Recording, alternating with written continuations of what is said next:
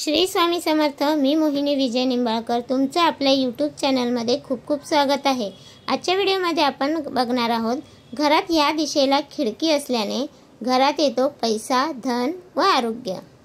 वास्तुशास्त्रातील काही खिडक्या संबंधीचे काही नियम। घरात खिडक्या कशा असाव्यात, कोणत्या दिशेला असाव्यात, या खिडक्यांची संख्या किती असावी आणि त्यांचे नियम। खिडकी हा वास्तुशास्त्रातील फार महत्त्वाचा घटक आहे।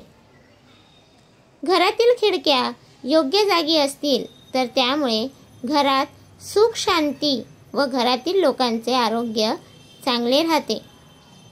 मात्र चुकीच्या दिशेला असलेल्या खिडक्या घरात समस्या निर्माण करू शकतात। म्हणूनच आज खिडकीविषयी आपण पाहणार आहोत। वास्तुशास्त्रानुसार खिडक्यांना वास्तूचे जणू डोळेच समजले जातात। म्हणजेच आपल्या वास्तूचे डोळे म्हणजे घरांच्या खिडक्या। म्हणूनच घरातील खिडक्यांचा आणि वास्तु सौख्याचा जवळचा संबंध आहे।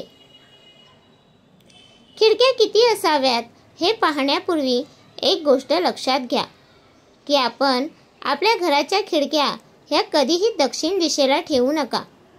दक्षिण दिशा ही मृत्यूची दिशा, यम ह्यांची दिशा आहे। म्हणून दक्षिण दिशेला असणाऱ्या खिडक्या ह्या वाईट फळे घेऊन येतात।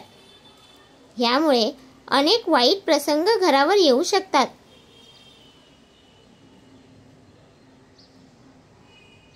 वारंवार अपघात होणे ह्याचे मुख्य कारण हे दक्षिण दिशेच्या खिडक्या आहेत। म्हणून अशा खिडक्या ताबडतोब आपण बुजवून टाकाव्यात। दुसरी दिशा आहे ते म्हणजे पूर्व दिशा। ह्या जर दिशेला खिडक्या असतील तर त्यामुळे घरातील व्यक्ती बुद्धिमान बनतात। ज्यांच्या घरात विद्यार्थी मुले आहेत त्यांच्या घरात तर पूर्वेलाच खिडक्या असतील ह्याची काळजी घ्यावी। आणखीन एक गोष्ट म्हणजे ती घरातील पूर्वेला खिडक्या असल्याने घरात रोगराई राहत नाही। तर असे दोन फायदे म्हणजे रोगराई निवारण व बुद्धिमत्तेसाठी ह्या दिशेला खिडक्या असणे खूप फायदेशीर आहे। जर आपल्या घरात लक्ष्मी नसेल, धन संपदा नसेल तर आपल्या घराच्या खिडक्या आपण उत्तर दिशेला ठेवायला हव्यात। ज्यांच्या घरात उत्तर दिशेला खिडक्या असतात त्या घरात भरपूर पैसा येतो। आर्थिक काळजी त्या घराला भासत नाही।